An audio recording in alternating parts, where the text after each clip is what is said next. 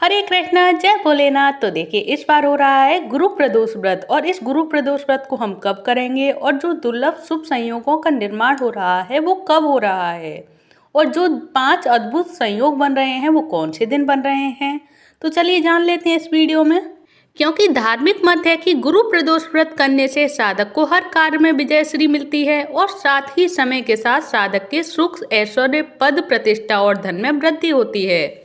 साथ ही जन्म जन्मांतर में किए गए सभी पापों से भी मुक्ति प्रदान होती है।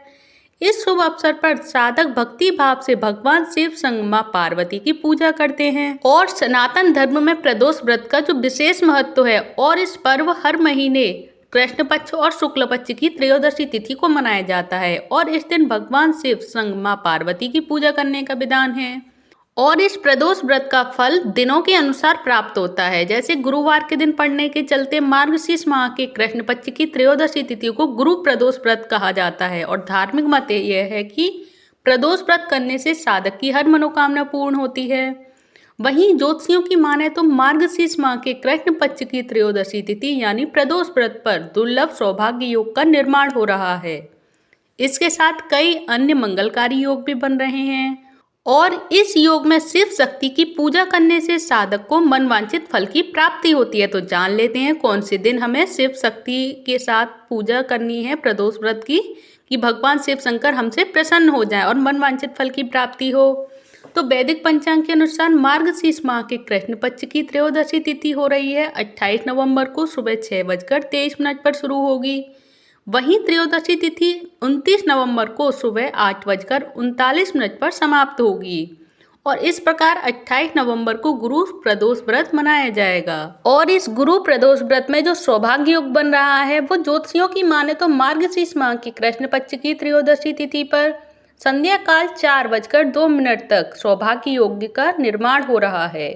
और इस योग में भगवान शिव संग मां पार्वती की पूजा करने से साधक की हर मनोकामना पूर्ण होती है और इसके साथ ही सुख और सौभाग्य में वृद्धि होती है। जैसे कि सौभाग्य योग कहने से ही पता चलता है, सौभाग्य योग यानी कि सुख और सौभाग्य में वृद्धि। तो अब सेकंड बताते हैं कौन सा योग हो रहा है, वो है शोभन योग, जो कि मार्गशीर्ष माह के प्रथम प्रदोष व्रत पर शोभन योग का भी संयोग बन रहा है और शोभन योग का निर्माण संध्या काल 4:03 से हो रहा है। और ज्योतिष शोभन योग को बेहद शुभ मानते हैं और इस योग में भगवान शिव संग मां पार्वती की पूजा करने का विधान होता है। और नेक्स्ट शुभ योग का जो निर्माण हो रहा है वो है करण योग। और प्रदोष व्रत पर जो चित्रा और स्वाति नक्षत्र का संयोग बन रहा है, इसके साथ ही गर और बड़िज करण का निर्माण हो रहा है और ज्योतिष गर और बड़िज को बेहद शुभ मानते हैं और इस योग में भगवान शिव का अभिषेक करने से साधक की हर मनोकामना पूर्ण होती है, साथ ही सुखों में वृद्धि प्राप्त होती है। तो ये रही प्रदोष व्रत हम कब करें और कौन कौन से जो शुभ संयोगों का निर्माण हो रहा है, जो दुर्लभ संयोग बन रहे हैं वो यही है। मैंने आप सभी को क्लियर कर चुकी हूँ मैं। अब आप सभी को ये सारी जानकारी अच्छी लगी हो तो प्लीज़ एक वीडियो को लाइक कर दें। और आगे मैं आप सभी को बताती हूँ कि इस दिन हमें भगवान शिव को जो हम स्नान कराते हैं, उनकी पूजा आराधना करते हैं, उन्हें हमें प्रसन्न करने के लिए क्या क्या करना चाहिए और जो हमसे भूल कर भी जो गलतियां हो जाती हैं जाने अनजाने में, वो ऐसी कौन सी गलतियां हैं जो हमें भूल कर भी नहीं करनी चाहिए इस गुरु प्रदोष व्रत में, जिससे हमारा गुरु प्रदोष व्रत पूरा नहीं हो पाता है। तो जिस शिव पुराण में जो प्रदोष व्रत की महिमा का जो वर्णन देखने को मिलता है और हर महीने के कृष्ण पक्ष और शुक्ल पक्ष की त्रयोदशी तिथि पर प्रदोष व्रत किया जाता है, जो जीवन के संकट और दुख को दूर करने वाला जातक व्रत माना जाता है। और मान्यता ये है कि ऐसा करने से साधक को भगवान शिव की कृपा प्राप्त होती है और ऐसी मान्यता है कि प्रदोष व्रत को विधि पूर्वक करने से शुभ फल की प्राप्ति होती है और साथ ही जातक के विवाह में आ रही बाधा भी दूर हो जाती हैं।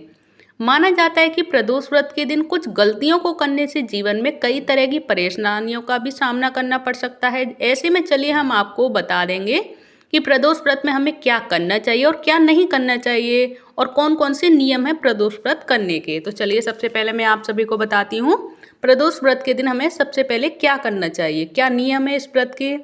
तो प्रदोष व्रत के दिन सुबह जल्दी उठें और दिन की शुरुआत देवी देवता के ध्यान से सबसे पहले हमें करना चाहिए। आगे है सात्विक भोजन का सेवन करना चाहिए, कुछ भी उल्टा सीधा हमें नहीं खाना चाहिए, जैसे प्याज लहसुन वगैरह इन चीज़ों का सेवन हमें बिल्कुल भी नहीं करना चाहिए, घर में भी नहीं करना चाहिए। अगर कोई और भी कर रहा है तो उसको भी नहीं करने देना चाहिए अपने घर में। और आगे भगवान शिव का जो विशेष चीज़ों से अभिषेक किया जाता है वो अभिषेक करें भगवान शिव शंकर का। और अभिषेक करने के पश्चात भगवान शिव शंकर और प्रदोष व्रत के नियमों का पालन करें, जो कि मंदिर या गरीब लोगों में श्रद्धा के अनुसार अन्य धन और वस्त्र का दान करना चाहिए। वहीं घर और मंदिर की साफ सफाई का विशेष ध्यान रखना चाहिए और गंगा जल का छिड़काव कर घर को शुद्ध करें। और घर की उत्तर दिशा में भगवान शिव और माँ पार्वती की मूर्ति को स्थापित करें। इसके बाद शिव की पूजा में बेलपत्र, चंदन, धतूरा, भांग और गाय का कच्चा दूध भी शामिल करें। आगे विधि पूर्वक भगवान शिव और माँ पार्वती की पूजा अर्चना करें, साथ ही शिव चालीसा और मंत्रों का जप करें और फिर उनकी आरती करें। इसके पश्चात पूरा जो भोग लगाया जाता है भगवान शिव और माँ पार्वती का, उसको प्रसाद को सभी में वितरित करें। और इसके पश्चात आप सभी भगवान शिव और माँ पार्वती से क्षमा प्रार्थना करें कि अगर कोई गलती हो गई हो तो उसे क्षमा करें। अब मैं आप सभी को बताती हूँ कि प्रदोष व्रत में हमें क्या क्या नहीं करना चाहिए, क्या क्या चीज़ें निषेध होती हैं। तो सबसे पहले प्रदोष व्रत के दिन किसी से भी लड़ाई झगड़ा ना करें, साथ ही किसी के बारे में गलत नहीं सोचना चाहिए। और भगवान शिव की पूजा थाली में केतकी के फूल और हल्दी को शामिल ना करें। शिवलिंग पर टूटे हुए चावल अर्पित नहीं करने चाहिए और इसके अलावा प्याज लहसुन और तामसिक चीज़ों के सेवन से दूर रहना चाहिए। और महिलाओं का अपमान कभी नहीं करना चाहिए। जो लोग आदमी लोग रहते हैं ये व्रत को, तो उनको भी महिलाओं का किसी तरह से कोई अपमान नहीं करना चाहिए। और पक्षी को परेशान ना करें, किसी भी पक्षी, जो भी हम पक्षी या जानवरों को कोई परेशान करता है तो वो भी हमें नहीं करना चाहिए। और महादेव की इस मुहूर्त में पूजा भी करनी चाहिए, तो मैं आपको मुहूर्त भी बता देती हूँ अब फिर से। महादेव का हमें किस दिन और कौन कौन से समय पूजा अर्चना करनी है भगवान शिव शंकर की, भोलेनाथ की। तो जो पंचांग के अनुसार मार्गशीर्ष माह के कृष्ण पक्ष की जो त्रयोदशी तिथि है वो 28 नवंबर को सुबह 6:23 पर शुरू होगी और इसकी अगले दिन यानी 29 नवंबर को सुबह 8:39 पर समाप्त होगी। और वहीं इस प्रकार 28 नवंबर को ही मार्गशीर्ष माह का पहला प्रदोष व्रत मनाया जाएगा। वहीं इस दिन पूजा करने का जो शुभ मुहूर्त है वो है शाम 5:24 से लेकर 8:06 तक है।